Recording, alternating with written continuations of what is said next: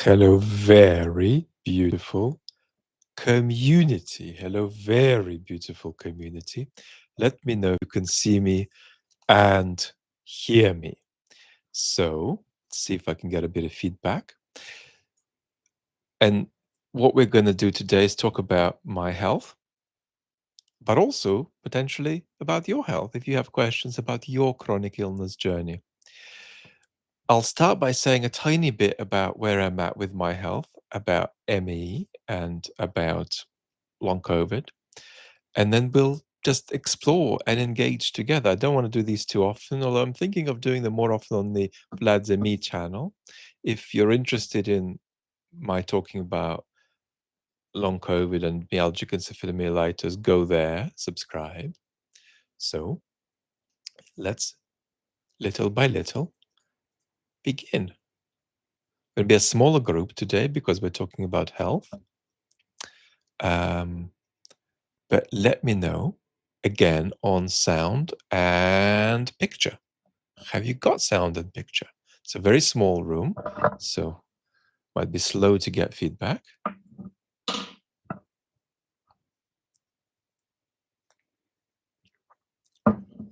Got both. Brilliant. So I love scrolling a little bit up and seeing the comments that people left and the questions that people left. So we'll do that in a moment. Let me just spend 2 to 5 minutes grounding you a little bit in my health journey and how it impacts the sort of thing that we're doing together on the channels, but also the sort of thing that I want to do in professional philosophy, which very much overlaps with what we're doing on the channels. So let's do a little bit of this. I'm less well than usual today, but that's kind of good because that's what we're talking about. In 2003, I was a postgrad student at a UK university in political theory at Oxford. And one day I was sitting in a seminar in Nuffield College, Oxford. It's one that's close to the train station. And suddenly I realized that I couldn't understand what people were saying. And then the political philosopher David Miller turned to me and said, Vlad, tell me your view about some position of John Rawls on something. And I couldn't speak. And then somebody I knew said what I wanted to say for me. And I looked into her sort of hazel, limpid brown eyes, and I realized that even though she was saying a simpler version of the thing I wanted to say, a thing I'd often said for years, I was just reheating an old comment, I couldn't comprehend what she was saying at all. And so I looked at her, looked back at David Miller, looked back at everybody in the room, looked out of the window at the sort of grey Oxford sky, and then I realized this is not a flu. This is something quite neurologically wrong. I need to take note, and maybe something is changing in my life. And within a few weeks from that moment, I really struggled to talk and read and think and stand, except for an infinitesimal percentage of the time. I was mostly bedbound and cognitively so depleted I couldn't comprehend a paragraph in a tabloid newspaper. Little by little, I improved over some years, returned to a kind of 1/8 quarter-time PhD around 2006, 2007. And with ups and downs, remained significantly ill, but with a range of activity for many, many, many years. In August 2024, I went, and so my illness was called myalgic encephalomyelitis, which something like 1 in 200 people in the world have. In August 2024, I went to visit a mum of a daughter who had died from ME. And on that trip, I got COVID. My first one, even though it was ridiculous with precautions. And I got some myopericardial damage, some microvascular damage, and my life changed, contracted. I could only stand 15 minutes a day, and I had significant symptoms that I didn't have before. So I had long COVID now on top of ME. And I thought that was bad, doubly bad. But then things got much worse in April 2025 when I got hospitalized several times, and at the end of April, nearly died. And after a month in hospital, I returned home for the first time, completely being unable to stand or walk. And moreover, even unable to be in a wheelchair. This is my wheelchair here right next to me, and I can't be in it more than 20 minutes a day. Before I got the COVID and before the deterioration in April, I didn't need a wheelchair. So I've had this very radical change in my life that I have not really had time to process because my health is so bad that it's a full-time job just managing the crisis. Then 7 or 8 days ago, I got COVID again, despite ridiculous precautions, probably from a takeaway. And that's been a wild ride, and I'm still in it. I was borderline calling an ambulance this morning. I didn't. But it's been an additionally hellish 7, 8 days, and I'm still in that to some extent, to a significant extent. So there are all of these layers to my health. And then on the side, I'm trying to do a very little amount of work in professional philosophy, which is barely moving at the moment, but it needs to move. And I'm continuing my very minor but very beautiful work as a public intellectual with you on the chat channel. So that's a little on the main channel, on whatever other channels there are. I've got too many channels. And that's been wonderful. As you know, something like 50 or 60 million people have viewed my commentaries in the last couple of years. And I've been very grateful to cultivate our communities here. Now, I think we're going to do really well because this is the smallest group we've ever had because we've advertised the health Q&A. And so we're going to take a lot of people's questions. Don't be afraid to ask me questions if you're sick. So let's go to the top. Vlad, are you comfortable asking and receiving for help? And was that always the case? I'm a mental health patient and deeply distrusting and anxious of people. So, my love, your way. I am very blessed to have good mental health. But that's something that can just evaporate with a slight physiological change that you can't control at all with your psychology. So I'm very blessed and privileged to be in this position, which I know is not anything other than a matter of luck. Personally, yes, I am good at directly asking for help because I am assertive. Those of you who use the somewhat silly Myers-Briggs personality test, on which I am an ENFP, there's also an element where it says your level of assertiveness, and it's something like 97%, which is comically high. So I can ask for help. Thanks for all the fierce tests. Vlad was wondering whether you thought about making a video which should be published in case you die. I haven't, but I'm conscious of that question. I'm conscious of that question.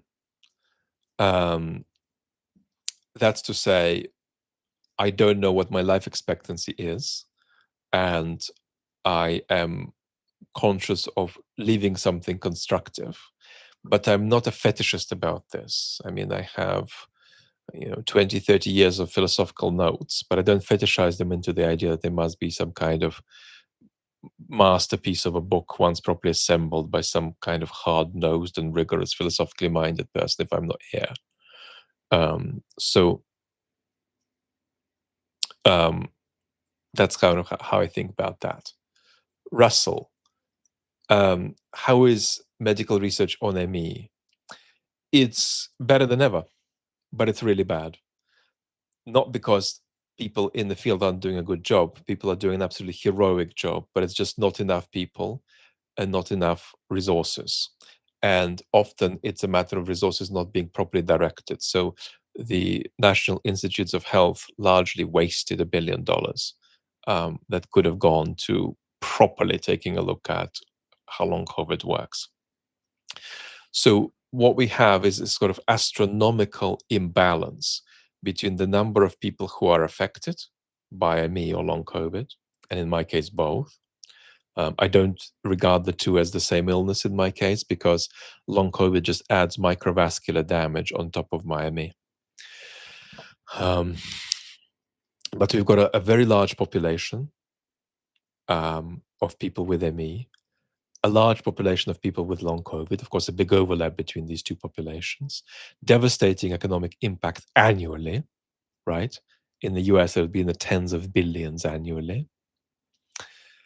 But yet we're not researching the condition to an even degree of 5 or 10% commensurability to the loss we're taking on it economically. And of course, the numbers we're seeing just in terms of the sort of individual tragedies you can count up. So I would say that research is heroic but limited, that ME and indeed long COVID are real has been long established. I would argue that clinically it was possible to always know that ME was real as opposed to something made up or something psychosomatic.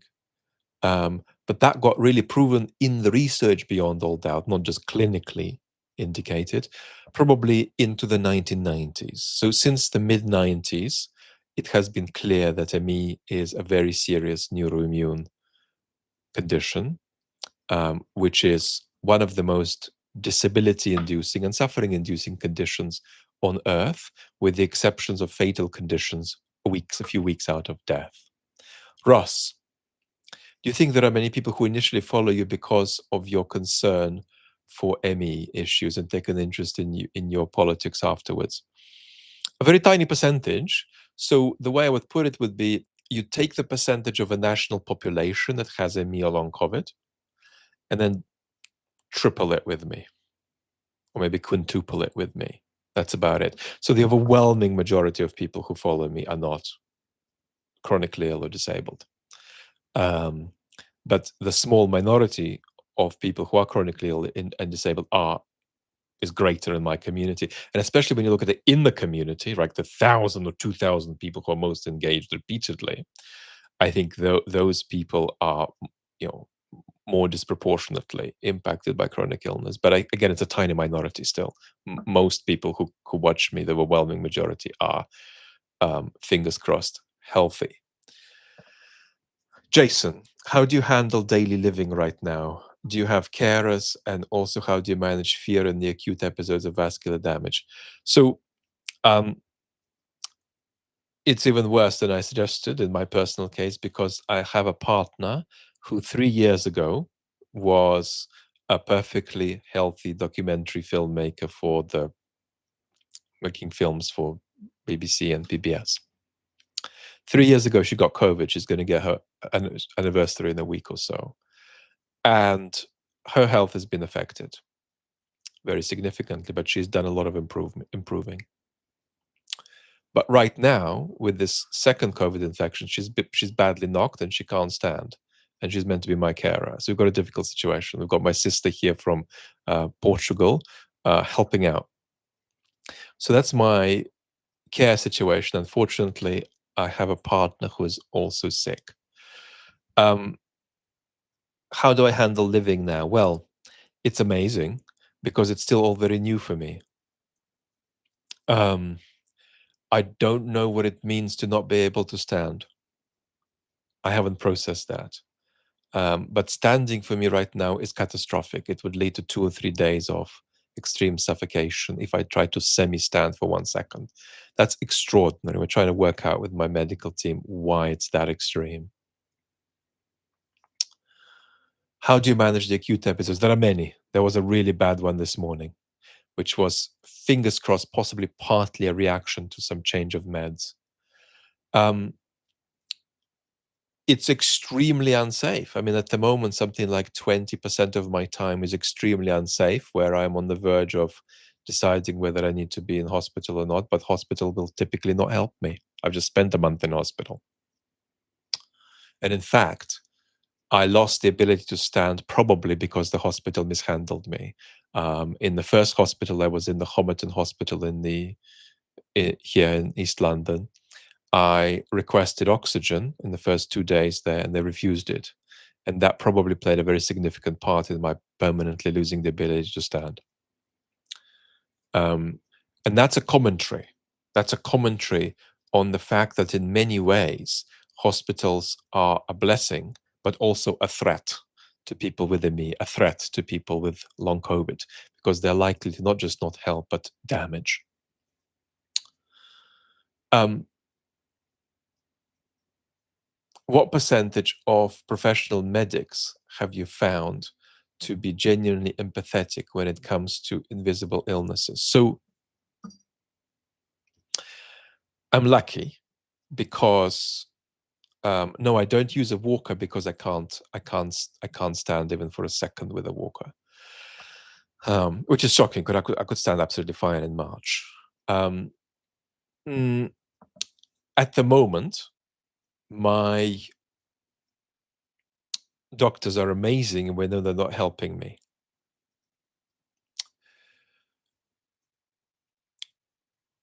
But the question arises: in our culture, we tend to view doctors in a reverential way. In the chronic illness communities, doctors are often viewed partly reverentially when they do a great job, but also partly with derision and often even trauma, because people feel they aren't seen, they aren't heard, and doctors are limited by the training they've received. Often bad scientists can't think outside the box about biological mechanisms people encounter. And so my experience right now is very positive, but I'm aware that it wouldn't be if I just started randomly seeing doctors. Um, my One of my doctors is, in case we've got a few couple of folks here from the ME chronic long COVID community. Uh, they know some of the names. I mean, one of my doctors is Professor Nancy Klimas, who is one of the leading ME researchers for 30, 40 years. In the UK, I see an absolutely brilliant doctor called Claire Taylor. I see a wonderful respiratory specialist who's always very busy with his clinic and with his ICU, called Sunny Cole in London. I have a wonderful microvascular cardiologist called Valentina Puntman in Germany. I have a wonderful cardiologist in London. I could go on. I have a wonderful GP called Rachel here in London. My NHS GP seems to be nice too.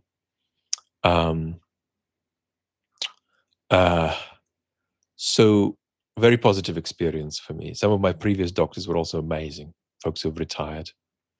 What's amazing about them is often they understand that medicine, even if they're busy, is a process in time. And that unless you see it as an individuated process in time, you're never going to grasp what's wrong with a complex patient. But are there some tendentious reasons why doctors are often unimaginative and sort of cleverly stupid? Yeah. One prejudice in our culture that's centuries old is the idea that there's a fundamental difference between pain and expression of pain. Therefore, looking at the expression of pain, the expression of symptoms, we can't learn much from that about the symptoms themselves. That's an elementary misunderstanding. Of course, you could always make things up, make up symptoms that you haven't got, but there's some very natural link between your inner experience of physical suffering and your outer expression of it. Many people, like philosopher Wittgenstein, understood this well. But in our culture, we tend to divide this and treat pain as a kind of a mysterious entity, which we can only reach if it's our own. There's a book by a wonderful philosopher I admire, Elaine Scarry, from 1980 something, called The Body in Pain. And there, Elaine makes the serious mistake, in my view, of treating pain as excessively mysterious. And the wonderful political philosopher Judith Shklar replied to Elaine and said, look, physical pain and also pain that's caused by political calamity, being tortured and so on, these are not mysterious things. We can understand them quite easily. So I'm not a big one for making a big mystery out of symptoms and pain. I think we can get them. That's one thing that corrupts the way doctors conceive of patient experience. Another thing that's a problem here is that in the 70s, doctors incorporated into their profession a very silly interpretation of a debate in philosophy about dualism, about the difference between things that are reducible to just physical explanation and things that are not. And I wouldn't get into detail about that, but the philosopher Dianna Cowern often writes about this very well. But what I will say is that it led to a situation where generations of doctors treated patients whose illness they couldn't see as though it didn't exist just because they couldn't see it. And that's a big historical problem. And it's also got a feminist twist. It's got a feminist twist because very often, especially autoimmune illnesses, and indeed ME and long COVID, are preponderantly female illnesses just because women get them more often than men for biological reasons. And so we have a story of women not being heard in doctors' offices. How did illness, Max Neri is asking, change my relationship with Nietzsche? It didn't, because I'm a professional philosopher. And that means that I'm not going to be affected by personal contingencies like this. But Nietzsche's relationship with his own illness certainly changed my relationship with his writing. You know what? I think I've just said something a bit pompous and a bit wrong. I think I've said something a bit pompous, a bit wrong. What I do take away from Nietzsche is that there's always the possibility to explore what is possible in terms of philosophical output. I mean, Nietzsche went very far himself. But you understand why I'm also skeptical to go too far in that direction. Because my relationship with Nietzsche is essentially like the relationship of another philosopher, healthy or sick. But Nietzsche went very far there biographically, and he said, it's good that I'm ill. Because if I weren't, I wouldn't have been able to do things that I can do. Now, what illness did Nietzsche have is an important debate, and I believe that Cadisil may have played a significant part in his journey. And it may have made him more ill, but also somehow more imaginative, brilliant too, in the way it messed around with his brain. All of that's possible. But Nietzsche thought it's good that he was ill. I either say, don't believe him, or be very slow to believe him. So believe him, but don't say, oh, yes, that must be true. That yes has to be heavy and has to take you a lot of time to give. Because he suffered like hell. He suffered like hell and felt abandoned like hell. Obviously, in his output, what you see is a turn to aphoristic writing because that's more conducive than longer form with his health. Are physical rehabilitation treatments accessible to you? Yes, of course, and I can do physio by Zoom, which I'm doing. But a typical truth about ME, myalgic encephalomyelitis, is that one of its features is what's called rather awkward post-exertional malaise. And that's that all your symptoms get worse upon mental or physical exertion. So before I got COVID, when I was much better, if I took a small walk around my building, which I could have done, my IQ would be lower at the end of that walk than at the beginning. Let's see where we are.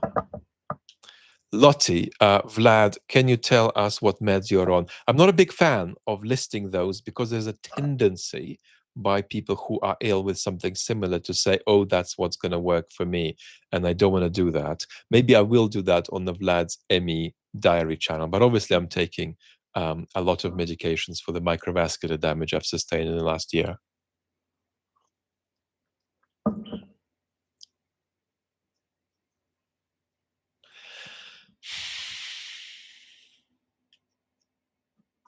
Jacob is asking, what are your most confusing symptoms? Is there ever some psychedelic or intensely dissociative stuff going on, such as loss of vision? Well, I often have various kinds of paralysis, but the biggest challenge at the moment was really twofold. Um, One is extreme shock that the body goes into, which is a kind of extreme crisis of supply of oxygen to the cells and tissues when I verticalize, which is why I broke my record on the last main channel video by sitting in the wheelchair for an hour while recording it. But that's more than I can normally do in the last 4 months, 5 months. Um, but the other thing is just the extreme volatility in bed. That 20% of the time in bed, I am often so violently ill that I wonder how what I'm experiencing is compatible with life. So it's very, very extreme. And that requires what I would call sport like discipline. Um, you have to have that almost professional resistance, almost professional capacity to float through extreme volatility, remain as calm as possible, and also have faith that there is a future beyond what you're experiencing, whether that's an hour or 2 hours or a day later. But it's very, very challenging. And in these moments, I have a kind of almost overwhelming sympathy for everybody else going through similar challenges. It's very hard because of how abandoned my community is, right? We're essentially closing long COVID clinics in the UK and in many other countries and winding down care just as the number of people with long COVID keeps increasing. So there's a connection between the neglect around my illness and democratic decline, of course.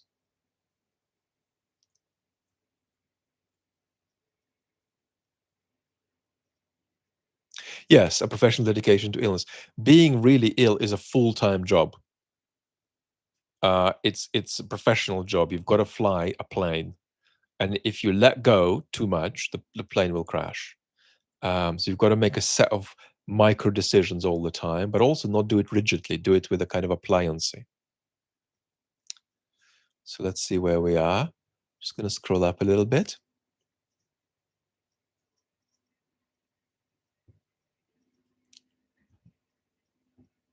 Yeah, we've got a new intro. Um, one of my favorite places on earth is the Acropolis Museum, the new Acropolis Museum in Athens, which is like an extraordinary platform that floats suspended to the real Acropolis. Um, and when I was weller a few years ago, I spent a lot of time sitting there drinking coffee. It's one of the most remarkable public spaces in Europe. That's not in the intro, but the Acropolis itself is in this new intro. Because you've got to start worrying about democracy. So that's why you've got a new intro. How much does the political landscape of a country affect people's views on illness, including chronic illness? Well, that's a terrific question. I don't think ME has fallen into the culture wars much, but long COVID has. Because there's a part of our culture for whom it's very important algorithmically to deny the significance of the pandemic, except for the immunological interventions that were offered during the pandemic, and critique those.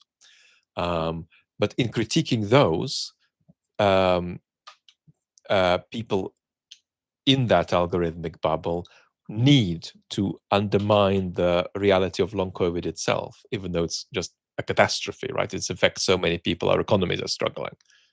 Just look at the number of people in the UK who are not working at the moment, and just think seriously about what the systemic causes of that are. So unfortunately, long COVID has gone politicized. That's why very often now, when I've got my second COVID, and a year ago when I got my first COVID, I've had hundreds of remarks saying, "Oh, Vlad, it's the jab that caused this." It's like, dude, um, my last jabs were in 2021, and often the comment is it's the particular kind of jab that caused it. The mRNA jab. Well, I never took one. I took the AstraZeneca's twice in 2021. So what I'm experiencing now is overwhelmingly a product of COVID, not vaccine. But what I would say is that we need to have a much more mature conversation about this. Because what we've got is a situation where a critique is made of a mainstream narrative that might be 10% right, but we reject it as though it's 100% wrong, and thereby just spur further conspiracy theories occurring in algorithmic bubbles. There is nobody better placed than me to discuss this in a way, because I'm a philosopher who thinks about public discourse and happens to also know about this stuff. But it's very difficult to talk about this because there are still bizarre rules, and that's very unfortunate on platforms like the one we're on, about what they like or don't like you to say about our public health experience from 2020 onwards. And the problem is that when things are missing from the mainstream narrative, um, which should be there, then conspiracy theories manifest that then dramatically exaggerate, dramatically misrepresent reality. But if we from the beginning admitted that, the things we're not talking about, we could actually have nipped many of these conspiracy theories in the bud. So we've got an absolutely cataclysmic politicization of the issue, um, and a lot of sort of algorithmic reactivity around it. Right? People interact with me when I say, "Oh my God, I've lost the ability to walk because I've got COVID." They say, "Oh, it's because of the jab." Right? And it's just like a little computer system. Um, so we've got profound politicization of long COVID, I'm afraid, about which I'll talk in more detail. Toby the Dove, you're looking well today. So I let me make a comment about that, because we're in this particular Q&A. Well, I love that comment. I think it's terrific.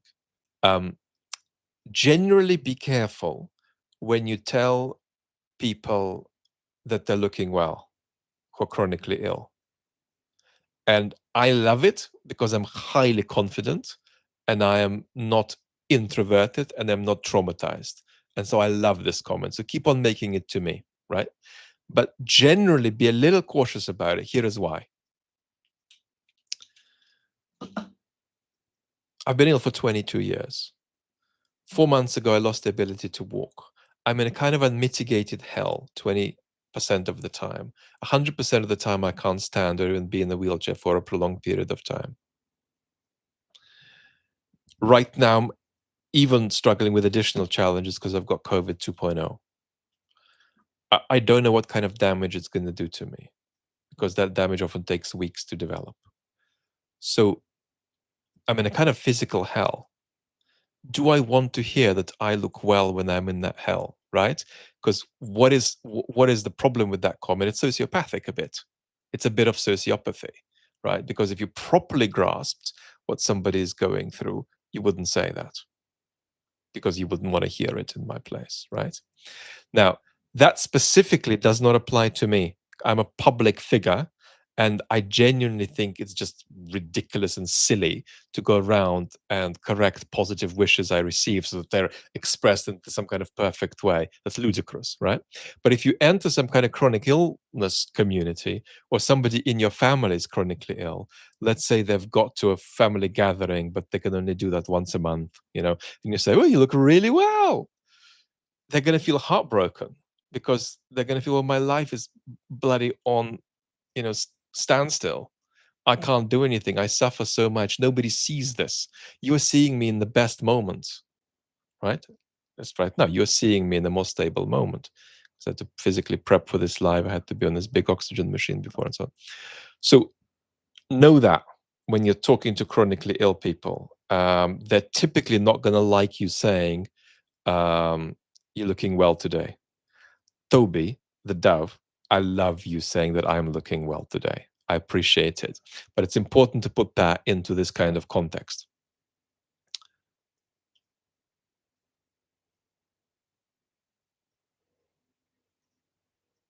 So, You might say, well, I don't care. There's only a small number of people who are really sort of ill in our society. I don't want to engage with them. But the number is not that small. And if you're empathetic, you could actually enrich yourself, enrich your experience of your life as a healthy person by understanding more the sort of experience of uh, the inherent possible constitutional fragility humans can fall into, even if you haven't, and fingers crossed won't.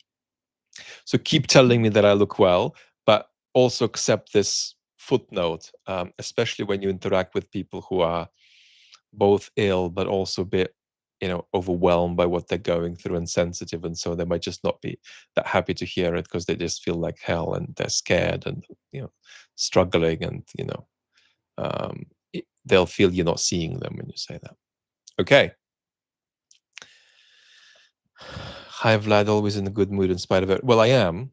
Gabriella, I am in a good mood despite everything, but I call that luck. I don't call that an achievement.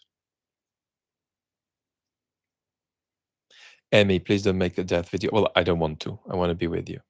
Greetings from Croatia. I feel like Vlad does teach online. Could Vlad teach online?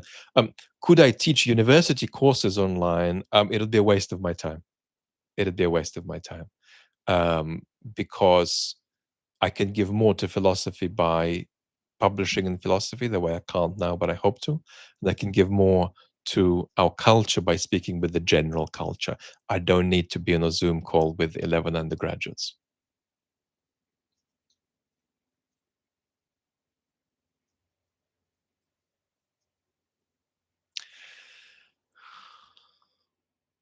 Cutlass felt terrible, but has recovered quite well from COVID. Brilliant. As someone who relies heavily on their intellectual capacity, have you noticed a decline in mental capacity? Yes, I have noticed, of course, a huge decline in my mental capacity since getting ME, but also since getting COVID. I've had to change how I operate.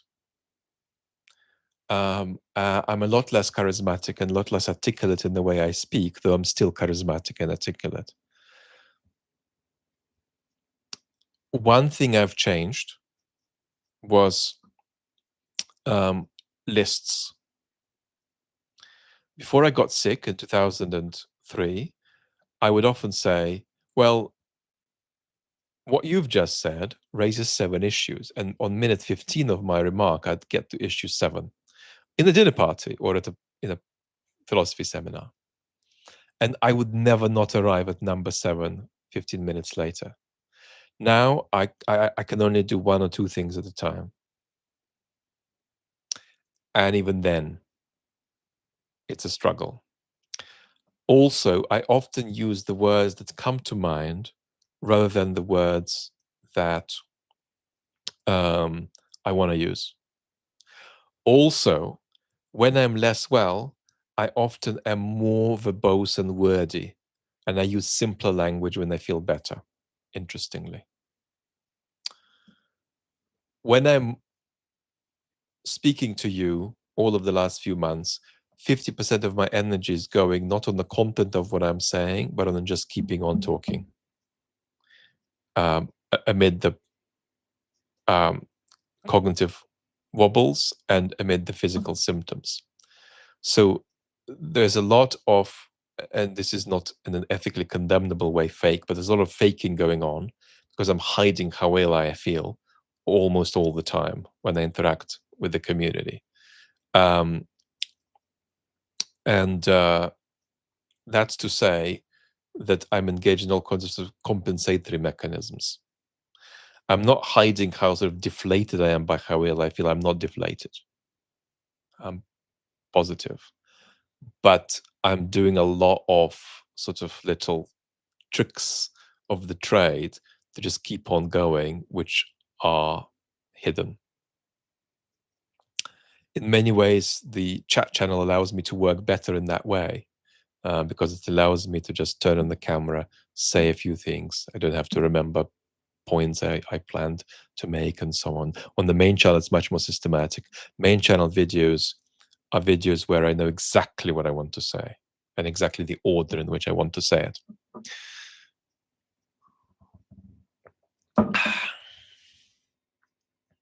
So also, reading is incredibly hard for me, about 10 times harder than it was before I was ill. So unless it's absolutely necessary, I always listen on audio. Writing is harder than speaking by far. And so I'm blessed really with this format. It's the most health conducive.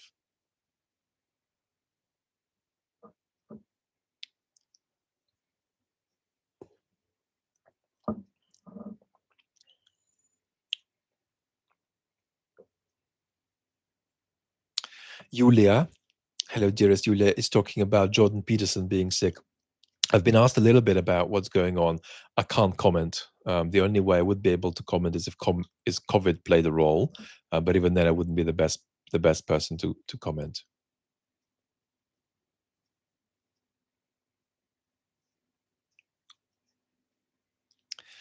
Dion, first time commenter. I haven't read the comment, so let's see what it says. I'm sorry to hear you've been so unwell. I love your content and hope you can keep it up. I see you say you had two GPs, assuming one is private. What made you go that route? Um, it's not about what made me go that route. There is no healthcare available to people with my illness on the NHS.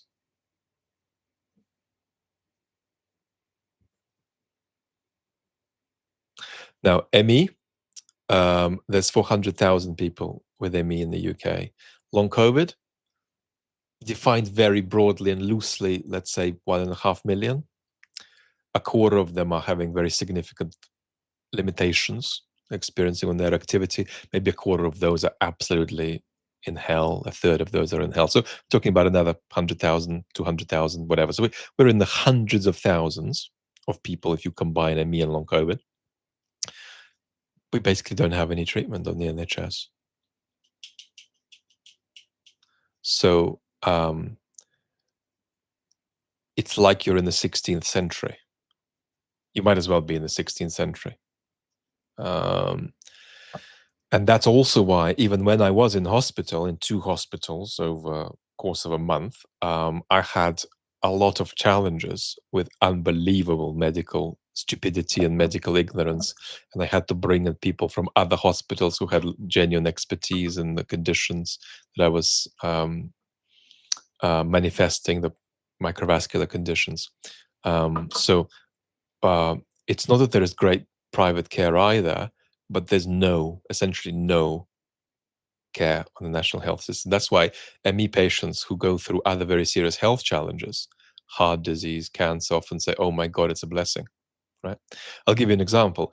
I have a structural issue in my heart that needs to be monitored annually, and I have an amazing cardiologist who does this. So the care is terrific. We don't have anything like that for ME. So you're basically largely on your own. And that only exaggerates this situation whereby, unless you are very, very resourceful or you have money, you're just going to be more ill or more unable to deal with various things your illness throws at you. So you need to be very resourceful by engaging with the community, seeing what interventions help them. Then you need to negotiate this with your NHS GP, who needs to be open and not closed to learning. So it's difficult, but basically these people are without healthcare.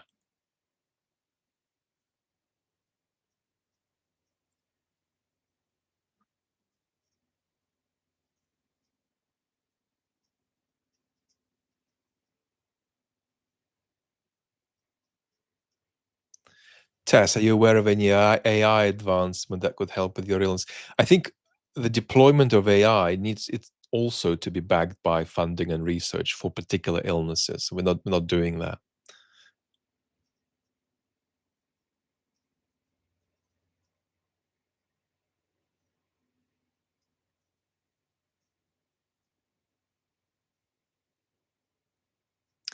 Are you able to engage in much, if any, entertainment given your illness, and do you have to forgo such things? So, um, I have watched a tiny bit of trash in the last 4 or 5 months for the first time in years. I normally don't watch trash. So if I'm consuming something, it's going to be sort of Machiavelli, Mozart, or the latest Ukraine Russia stuff. Um, but I have consumed a little bit of trash. And in the last few weeks, I have completely humiliated myself. Completely humiliated myself. Please don't tell anyone. But I've watched a few episodes of the series Suits from 2010. Don't tell anyone I've done that. This is extremely private and highly embarrassing information. Amrwa is asking, Vlad, are your windows of tolerable disability or productive time periodic, or do they vary wild? They vary wildly. So often I wake up and it's like, oh my God, oh my God, no way. This is for real. Okay, let's lock up the hatches and hold on. Wild ride. 5, 6 hours pass. Okay, maybe I might be able to do a chat later. Could I do a chat later? Could I not? Could I do a chat later? Could I not? Hmm? Oh, I can. Can I? Okay, yeah, let's go. Boom. So it often works like that.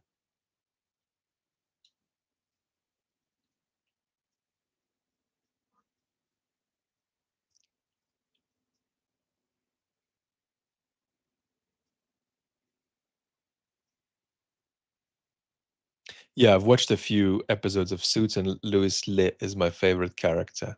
It's absolutely disgraceful. Please, I've only watched a few. I promise I won't go on with this too much. So please don't tell any. And philosophers are not allowed to do things like that. Don't tell anyone.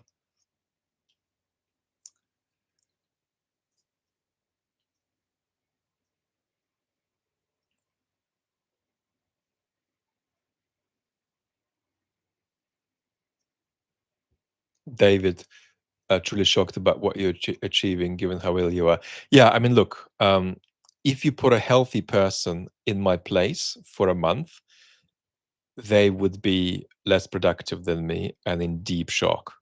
They would need a lot of training, a lot of psychological work to be able to pull out what I'm pulling out. It's almost miraculous once you properly understand what it's like to be in my body.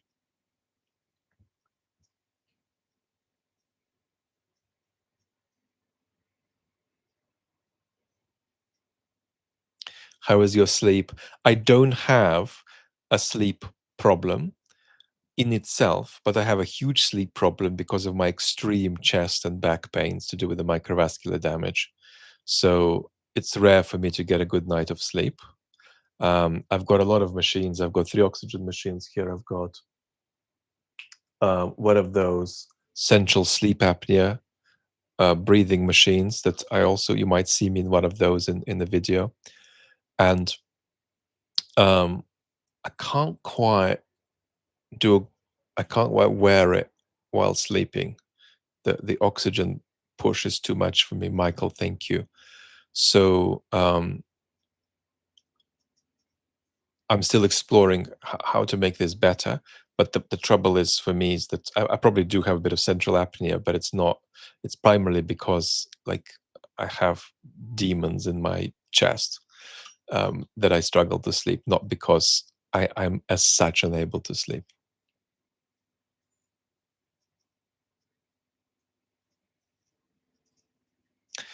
Marek, dude, I'm almost completely healthy and I struggle to find motivation. You're a beast. Um, what I'm really grateful for is when I am really vulnerable. I don't snore, Rachel. When I'm really vulnerable, um, I still am able to hold others. I'm still able to hold you politically. And a lot of you feel that. A lot of you are with me for that.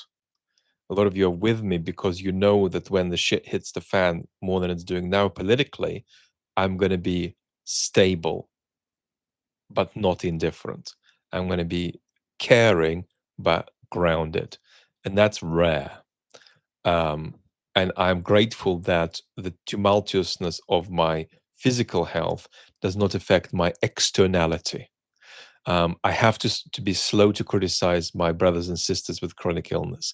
But one of the things that chronic illness does for you, because you suffer so much, and you have to work so hard, and it's so unpredictable, and it's so unsafe, and you're typically neglected by medical systems, it makes you go like that. It creates a little bit of self-obsession, self-focus. I don't have that at all. I'm completely external, despite being in a volatile way ill. Um, and I'm very grateful to be able to be like that, because obviously without that I wouldn't be able to work at all, because so much of what I do with you, especially here on the chat channel, is not sharing my analysis. It's actually sharing, or even, if you like, modeling a flexible and hopeful and loving way of being toward a turbulent world, in the hope that that inspires you to find your own ways of being loving, hopeful, and strong toward a turbulent world.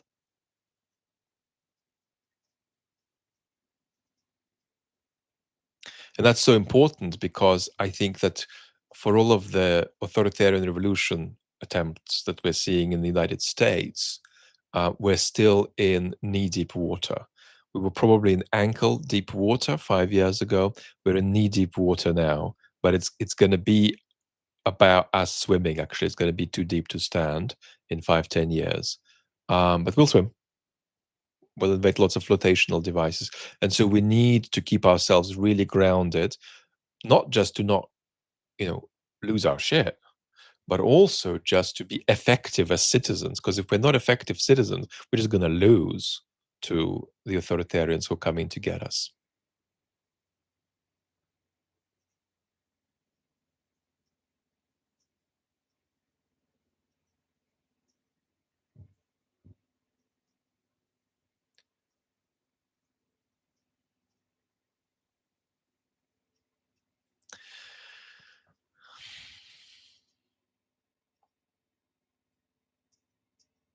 Rachel's asking, is it fresh water or sewage water we're wading? Rachel, I'm not sure my analogies are quite going to be that robust. Um, they might not stand up to so many questions. I think that we don't need to think about the water being sewage. Just the tumultuousness of the waves is enough for us to think about. Are there heroes you draw strength from in the hardest times, or do you draw strength from within? David.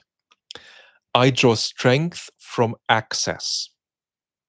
I have a degree of access to extraordinary art and extraordinary philosophical work. And that can feel like receiving a message from another world, right? There's so many ways in which, for secular people, art takes the form of religious experience. Don't want to push that too far, but there is an element of truth to that. So for me, being able to hold the compositions of Beethoven or the plays of Shakespeare and interact with them freshly is an enormous source of joy. If I'm going to be extremely narcissistic, and luckily for this community, I don't have NPD, as a lot of public figures do have, I would say that compared to an average person my age in the West, 90% of my experience is much more miserable. There's much more suffering in it. But the top 5, 10% of my experience is as magical as anybody's that I've ever met. My level of connection and joy and access to things that I love that give me joy is almost sort of oceanic. It's extraordinary. So there's this whole sort of, unbelievable extra population that I'm surrounded by, the population of works of art and works of human imagination and human intellect that make me enormously fulfilled. Also, any engagement of any kind with music in particular makes me enormously fulfilled. Any engagement with philosophy makes me fulfilled. I'm very privileged that despite suffering a lot physically, every week I'm a slightly less shit philosopher than I was the week before. And also, I'm very grateful that this brings me joy, and that it brings me joy without romanticizing it. I don't romanticize our relationship. I don't romanticize our connection. I don't romanticize how much control I have or wish to have over your thoughts. I have no control over your thoughts. So, a truthful picture of our relationship still gives me enormous joy, and a sense of growth. You've made me a lot better as a public intellectual over the last couple of years of some of you being with me. And I'm still um, nowhere near as good as I can be. So that just is a delight, right? Humans love when they're making progress. So there's unbelievable sense of connection and joy in my life that is almost sort of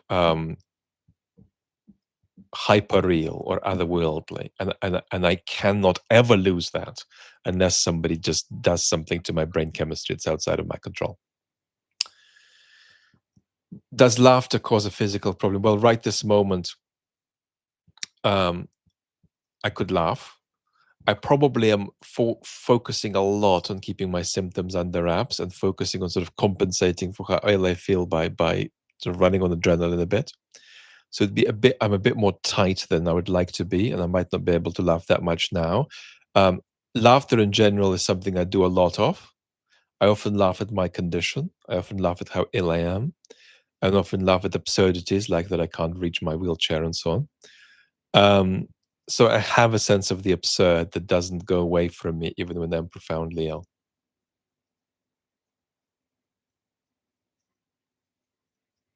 Is there a universal way in which people with chronic illness can be compassionate with people who do have without chronic illness can be compassionate to people who do have chronic illness? I'm going to do a video called "What to Say and What Not to Say to People with ME" on the Vlad's ME Diary channel. I'm going to talk about exactly tips of that kind in that little video. What music do you listen to now? I either listen 10% of the time to ridiculously cheap trash when I'm doing little exercises while lying down in bed.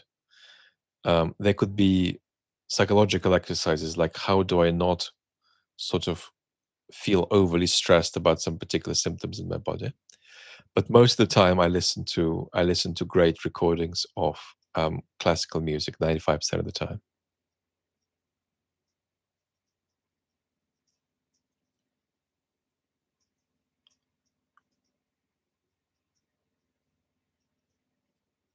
Lou, you look great. Happy to see you. You know what is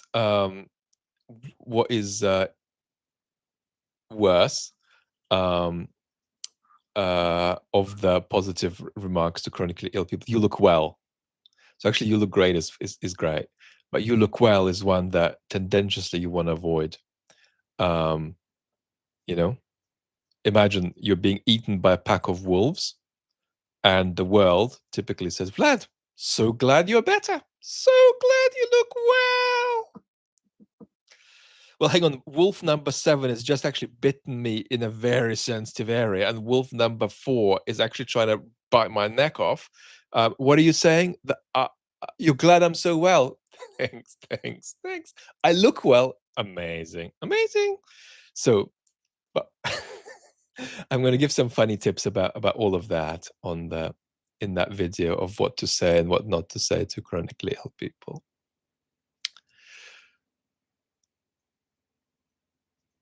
Patrick, this is a deeply moving chat. Patrick, thank you. Um, the remaining leg still looks good that the wolves haven't bitten off. Yes.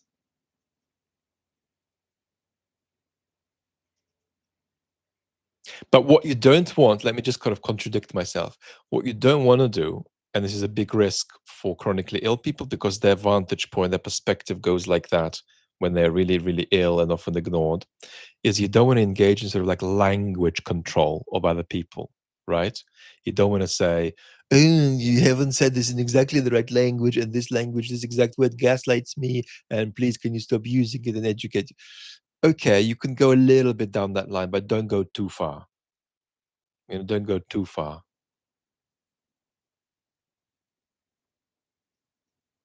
So there's also a risk of a kind of a narcissistic hypersensitivity about what language people around you use about your illness, and we don't want that in the chronic illness community. But it's difficult because chronically ill people are often doubly traumatized.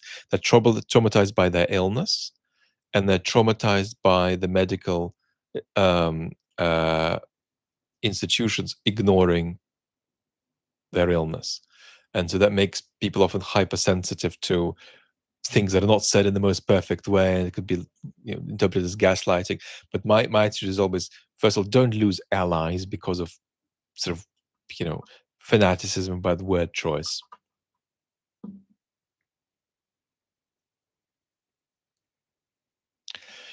How do you think an able-bodied person could arrive at a similar level of appreciation for movement and health that those chronically ill people? You can't fully.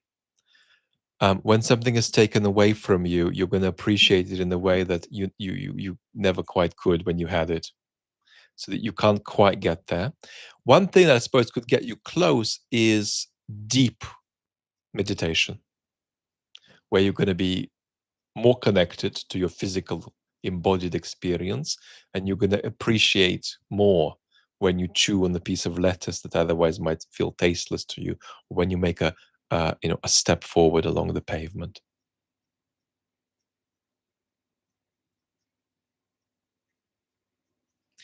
Vlad Echelon, can you respond to Jordan 8148's question? I would love to.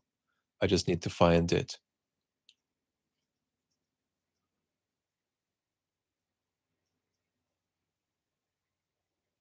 There we go.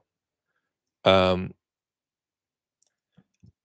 how do you square your physical sense of dependency with the human desire for independence? My immediate family and town culture strongly stress independence as noble. So, um, as an ME patient, I was only in the mild end of severe for a couple of years, but I was just mostly unable to talk, walk, and read, and so on. There are a lot of people who are lying in dark rooms on a feeding tube, who can't tolerate light or touch or sound. I was never there. So I always had a range of activity, just that it wasn't available for me most of the time, but I always had a range of activity. Um, I think that made it easier to accept what I lost. There's a video from when I was a bit better called Why I Love Walking or something like that, where I talk about Werner Herzog. It's on the chat channel. Wexler Herzog. Why I Love Walking But Can't, something like that. Why I Love Walking. There we go. It's called On Walking. This is when I'm better, but I'm talking about one thing I missed when I was a lot better than I am, and that is going for walks. I love going for walks. I've often gone for walks beyond what my health has been uh, sustainably allowing me. Right now, it's a much more difficult situation, and I actually have experienced a slightly psychopathological reaction to a few things I experience in daily life. One of them is obstacles. So I go into my wheelchair probably once a day. If I go around my place in the wheelchair, I get really frustrated if there are obstacles in my way and I need to pick them up or wait for somebody to pick them up for me. And the reason I get so upset about it is I still haven't accepted that I've lost the ability to walk since April, lost the ability to stand. So I find it incredibly emotionally painful when I'm in my wheelchair and there are obstacles in the way. I had a situation when I recorded the main channel video on the Alaska summit, which didn't do that well after I was away for months from the main channel. I wheeled myself into the room where I record, and my microphone was disconnected. I needed to sort of lift it from the floor and put it up, and that was almost physically impossible for me to do, but just about possible. And I did it. But I did it to the detriment of my health. I should have just waited, but I couldn't wait because it was just like a sort of a thirst for phenomenology, a thirst for freedom. I just had to reach for that microphone and do it, even though I was going to, have a microvascular crisis after. So I often experience this situation of being triggered when there are obstacles in my way, and that's upsetting to me because I haven't acknowledged that I can't walk. Rachel, I almost can't take my wheelchair for a walk, but I did take it for a walk once, just 50 meters outside of my house, only once in 4 months. Normally, I just go a few meters around my home. Um, so but that's partly because I haven't this upset I feel when there are obstacles in my way when I'm in my wheelchair. That's partly because I simply haven't had the time to process that I have lost the ability to stand, having stood for 44 years before, suddenly, and lost the ability to stand in a way that is a bit mysterious to my doctors. Like, why is it so extremely impossible for me? What is it about my microvascular crisis that's so extreme when I verticalize? Um, so I'm already better at that, but the first couple of months at home, I just found it acutely painful when there were things in my way and I was in the wheelchair, even though you'd think that's nothing, that's just a prosaic practical obstacle. Well, it wasn't. It was quite emotionally raw for me. Prognosis. Are you slowly getting better or worse or in a steady state? I don't know. I certainly won't naturally improve to where I was before long COVID. That's likely. I'm trying interventions. My biggest problem, in answer to your question, thank you so much for asking, is that I'm extremely intolerant of most medications, as is often the case for long-standing ME patients. And that means that a lot of the things that can help me hurt me. That's happening with my anticoagulation medication, where I take a tiny dose only because a bigger dose sends me spiraling. So this is a very difficult situation where the things that may help me, uh, I can't tolerate.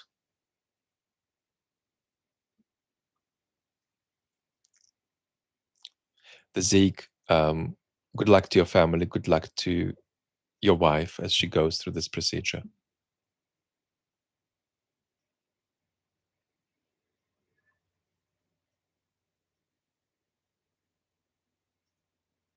Yeah, Marcian, there's going to be a what to say, what not to say to systematically ill people, chronically ill people, focusing on them, me, but it'll be general takeaways there.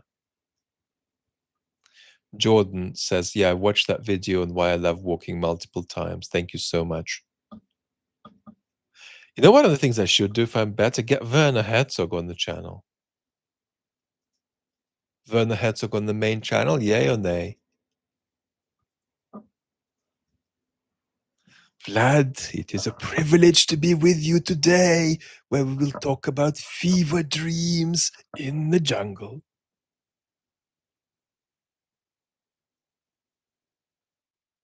Yeah, Werner is 82, 83.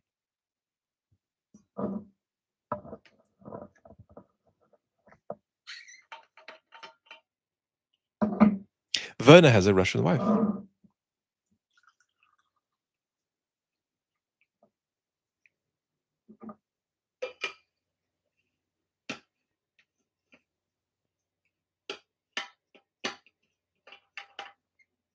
Jessica, yay. I'm very rusty with my Herzog impression. I haven't done it for 15 years.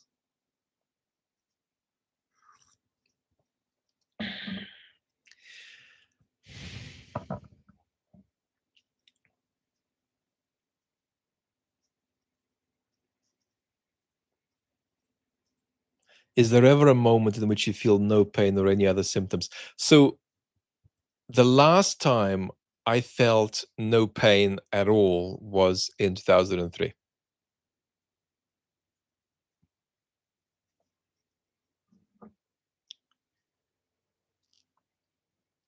But muscle pain and joint pain, which I permanently have, is minor for me. compared to the extremity of some of the other symptoms. So, for instance, right now, I have pain like here, here, here, here, in every little joint and every finger. I don't care about it. It's not in the top 20 or 30 physical issues I'm experiencing right now. I appreciate that pain could be extreme, and then you would put it up near the top. But yeah, completely free from physical symptoms. No, I haven't felt that for years. But that leads to a very interesting observation. And that is that if you asked me, Vlad, give me an instant wish, um, of course I would say I just want to be better. But actually, there's a big part of me that would want to say, all I want is a 30-minute break from my illness. So can tomorrow 3 p.m. to 3:30 p.m. be an illness-free time for me where I feel like a well person? That would give me that 30 minutes would give me so much. It would last me, the oomph of that 30 minutes would last me 6 months. I would get so much out of it.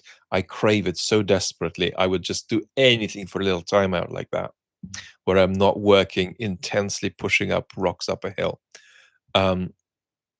It would be incredible. So that's one of my fantasies. Can I make uh, a magic? Can I do a magic wand and have a 30-minute break? Would be amazing. I don't actually think in that 30 minutes I'd want to run or walk. I would just sit and enjoy. What do you do, Echelon says, when people around you aren't accepting the fact that you're chronically ill? It depends. I mean, I think that it's a very important experience, that people's families often don't accept that they're ill, and people's doctors don't accept that they're ill. Um, I am immune largely from that, partly because of the quality of people in my life, partly because of how assertive I am. I don't love doing hyper identity politics, but I probably do have a bit of white male privilege here. It's not difficult, it's not easy, let's say, for a doctor to claim that I have some kind of mental health issue. It's not easy, especially when it's pretty palpable that my mental health is better than the doctor's. But if you, on top of physical illness, have some depression or some anxiety, some trauma, yeah, it's very easy to land in a place where you're not believed. And there's a lot of people around the world with severe ME who are lying in dark rooms, whose carers are their parents, who don't believe in their illness, who believe their illness is psychiatric when it isn't. That's hell. Hell. The best thing you can do is to get the people who are skeptical to look at biological evidence, medical evidence presented by a very conservative person. So for something like a me, I would recommend like a 10 or 15-year-old lecture by Tony Komarov from Harvard, Professor Anthony Komarov, who looks like a very conservative guy, a very conservative researcher. He looks like the kind of guy who would need to take a year to confirm that the sky is above him. He is so cautious. And if he says X, Y, Z, then it must be true. So get somebody like that and put them in the face of the people who are skeptical.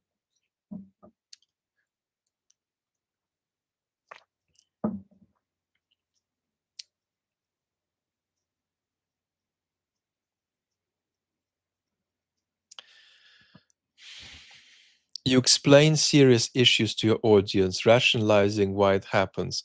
Do you see these issues rationally 24/7, or are there times when you lose all hope? No, I have never lost hope for an infinitesimal second in my entire adult life. It's just not me. It's just completely un-Vlad to lose hope. It's just not possible. So it would be like being a quite a different person. So no, if anything, a lot of things that are really difficult to deal with in our societies, I'm privileged to be quite good at holding or carrying without being sort of flummoxed by them. So I find a lot of these things easy, actually. But what I'm grateful for, and what you are a bit grateful for, because if I didn't have that quality, our community would not be getting much benefit, is that I have that stability, but it doesn't come with indifference.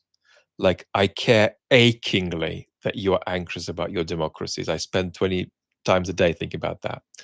I care achingly about the climate crisis. I care achingly about the state of our democracies.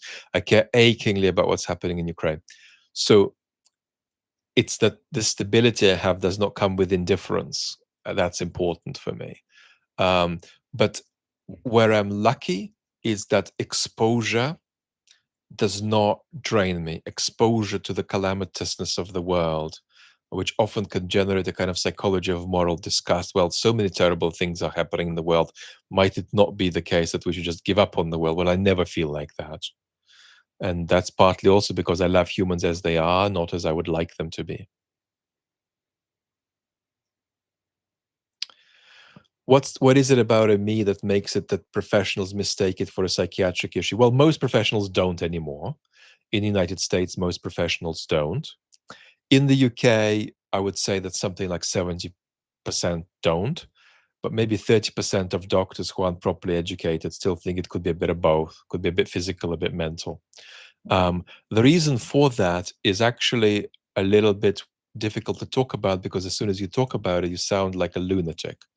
You sound like a conspiracy theorist because just like in the 80s, there was a fossil fuel industry driven enterprise to erase perception of climate science.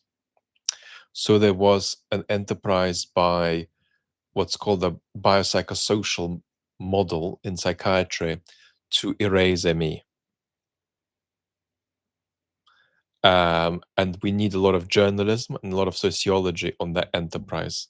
It's still a little bit going on in some countries, Denmark, UK. It's weaker than ever, but it's still going on. So it's not just lack of funding or ignorance. There was a positive project to corrupt the truth about this at the expense of people's experience. And when you say that to somebody who doesn't know the history, it feels like, oh, surely that's too much. Surely that's too crazy and conspiratorial. Surely in the West, with the transparency of research we have, the transparency of clinical care we have, that couldn't have happened, surely. And the answer is, well, in fact, it's not that uncommon. Um, and it's just that ME is probably the worst case of it ever, but it happened elsewhere. It happened too long with other conditions, from cancer to MS, which was also treated like hysteria at first. And today, nobody believes that MS is hysteria.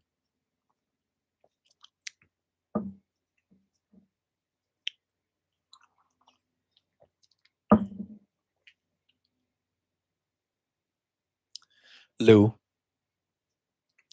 your commentary brings me close to your experience. I'm so grateful.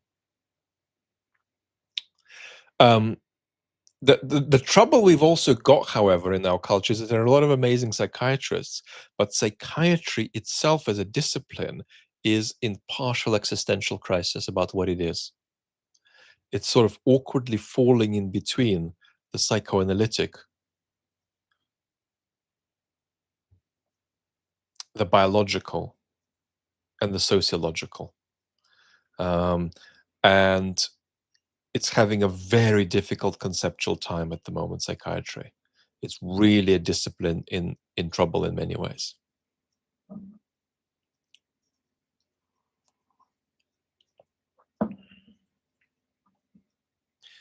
Multimodal AI art. Feel free to ignore this, but since your emotional intelligence video on the philosophy channel, I've been trying to find more references to psychological, aesthetic, intellectual. Intellectual what? Production of aesthetic and intellectual goods, or examples of people being emotionally intelligent about how they relate to aesthetic and intellectual goods? Which do you mean? If you mean the latter, I just recommend some art critics.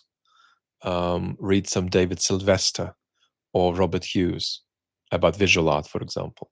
They'll show a high level of emotional intelligence about how to relate to paintings.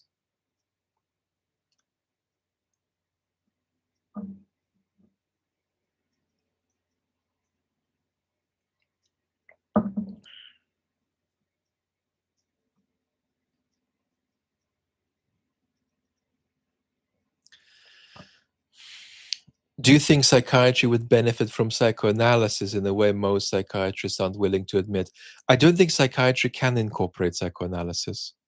It can't access it.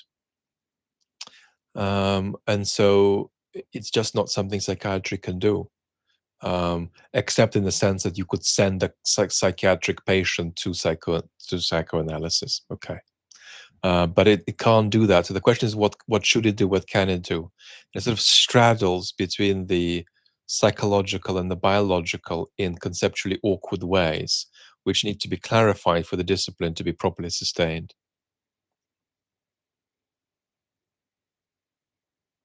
Yeah, I described 3 types of emotional intelligence, multidimensional AI art in that video, but I don't know exactly where you want me to go with that. Um,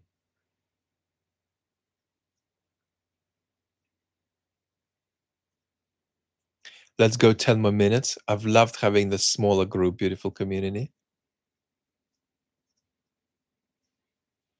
I'm gonna crash after, but I'm so grateful you've made me pull through. Inspirational. You're inspirational, beautiful community.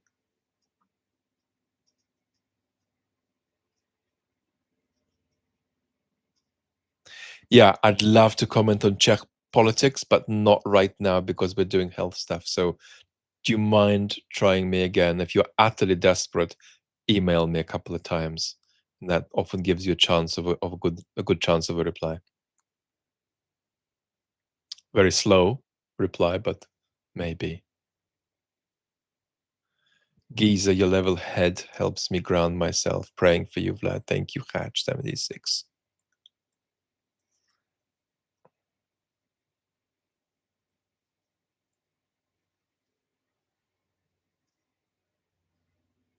Stu says, we now know there's a huge amount of overlap and interaction between the psychological and the physiological, but unfortunately, some still divide these into separate issues. Um, I don't think that's a good comment because the issue isn't that people divide it, but the issue is that people don't understand what it means to divide it and not divide it. What happened in the 70s is that psychiatry, and to a degree all of medicine, um, misinterpreted a debate about dualism in philosophy, and incorporated the misinterpretation of that debate into medical practice. And that the problem today is that very often when people say, let's not divide the psychological and the physiological, in clinical practice, that often means ignoring chronic illness by saying that since I, in my office, can't see everything about it that's real, I'm going to assume it's mental. I'll talk more about that. The issue is that there is a fundamental separation between the mental and the physical. And the separation is that mental experience is not reducible to physical explanation. Why, Stubler, you fall in love with somebody is not explainable by biology or physics. There's nothing that happens in your head, no redistribution of microphysical states in the world, no, not even the flicker of an eyelid, that lacks a physical correlate. Every mental state has a physical correlate because we live in a physical world. But that doesn't mean that mental explanation is ever reducible to physical explanation. And so one of the mistakes in medicine over the last half century, which is a humiliating mistake, and it shows a spectacular lack of imagination in that field, has been to confuse the idea that everything is physical, which is a right idea, with the idea that all explanation of mental phenomena is physically reducible. And via a few other bad steps, you get to a conclusion whereby you say that illnesses that are physical but not properly enough understood might be mental. So you have to understand what kind of dualism you're talking about. And unless you clarify that in your comments too, your comment is not really meaningful. Because you need to say what kind of dualism is good and what kind of dualism is bad. Like all professional philosophers are dualists. 99.99%, because you just need to be virtually a lunatic not to be a dualist of some kind, in the sense that you think that you cannot have a reduction of explanation, right, from mental states to physical states. Um, but you're also not a dualist in the important sense. Most of us are also not dualists in the important sense that they think that, of course, everything is physically based. There's nothing that happens that won't have a physical correlate. The very sentence I'm uttering now is somehow correlated to physical states in my brain. Nobody should deny that in 2025. But what it doesn't follow from that is that you can explain mental experience via physical physicalist or physical explanation. This is confusing, but more on this later. Milo, have you seen Dianna Cowern's progress with ME and long COVID? Um, she's got long COVID. I think she may. I don't know what the state of her ME diagnosis or the quality of her ME diagnosis is. I'm just very proud of her. I think she's in a more difficult moment now, but I just feel proud of how much progress she has made. And I'm very disappointed that a very small minority of loud people have given her stick because she is privileged, or because she has some access to good medical care, because she has a Patreon where lots of people contribute. Um, I saw her put up a little picture with her in makeup. It could have been like all she did in that day, put on the makeup to take the picture. And people were saying, well, don't put makeup on because it shows that you can't be that ill. There's a very small minority of people, because of her privileged status, have gone after her a bit. And I think that's terrible behavior. It's a little bit um, traumatized, a little bit sadistic, a little bit other things. It's not good behavior. So, but and I think she's had to temporarily close one of her Twitter accounts. But she has been a lot better than she used to be, which is wonderful. Um, but there are ups and downs.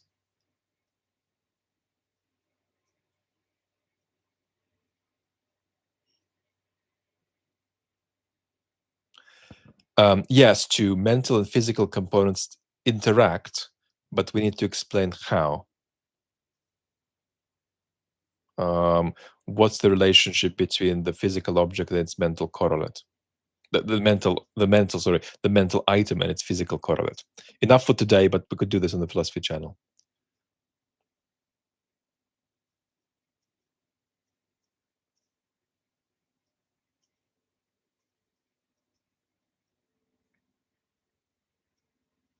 Rachel is saying putting on makeup when you're ill can be a very normalizing action. Exactly. Exactly.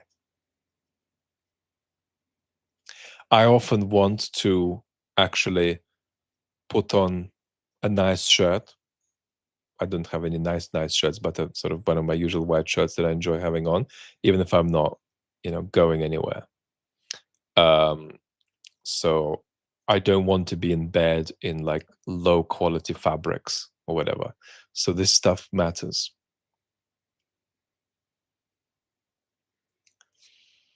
I don't think you would love it if I put on makeup Spitfire. I don't think this is going to be a good situation. It would be interesting if I did my videos in makeup. What would be the loss of viewership in the community? Rachel, if I put on mascara, I'm going to look like JD Vance. We're not going to do it.